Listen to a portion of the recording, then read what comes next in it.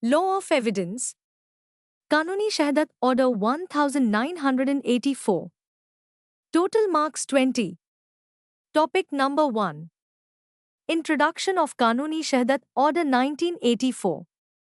Introduction Short QA and MCQS. Part A. Introduction. Preliminary.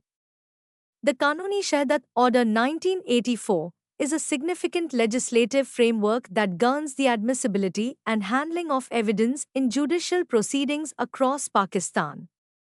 Extending to the entire country, it applies to all courts, including courts martial and tribunals, and authorities exercising judicial or quasi-judicial powers, with the exception of proceedings before arbitrators.